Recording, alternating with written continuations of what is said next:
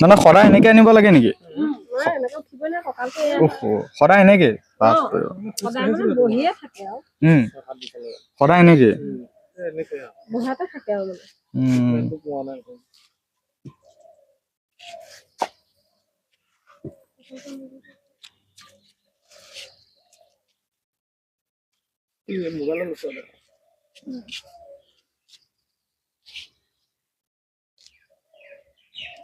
এইজনী হৈছে কণমানি। বৰ্তমান তেওঁ একদম খোজ কাঢ়িব নোৱাৰে। এনেকে পিতৃ মাতৃয়ে সদায় ধৰি আনিব লাগে, সদায় উঠাব লাগে বা শৌচ পেচাবৰ পৰা আদি কৰি মানে সকলোখিনি ক্ষেত্ৰতে পিতৃ মাতৃয়ে বা তেওঁলোকৰ ঘৰৰ পৰিয়ালে, কণমানিটো ঘৰৰ পৰিয়ালে সদায় এনেকৈ মানে উঠাব লগা হয় বা ধৰিব লাগে। আপোনালোকে দেখিছে এই ভৰিৰ অৱস্থা এনেকুৱা। মানে মেইন এটা প্ৰব্লেম এইটোৱে যে ভৰিৰ সমস্যা, তেওঁ উঠিব নোৱাৰে, গাত বোলে একো শক্তি নাই।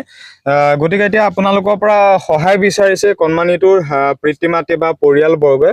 গতিকে সহায় কৰিব। বৰ বিশেষ ইমান একোৱে নকওঁ, খালি মাত্ৰ তেওঁৰ বয়স আছিলে 10 বছৰ আৰু তেওঁ এতিয়া স্কুল যোৱাৰ সময়, পখিলা খেদাৰ বয়স, আৰু তেওঁ বৰ্তমান পৰিস্থিতি হৈ পৰিছে এনেকুৱা। গতিকে ভিডিঅ'টো খুব বেছি শ্বেয়াৰ কৰিব। একদম মানে অসহায় হৈ পৰিছে এই কণমানিৰ পিতৃ মাতৃ। গতিকে আপোনালোকে নিশ্চয় অনুমান কৰিব পাৰিছে, কণমানিটোক আপোনালোকে সহায় কৰক। গতিকে আজিৰ তাৰিখত এই ভিডিঅ'টো খুব বেছি শ্বেয়াৰ কৰক।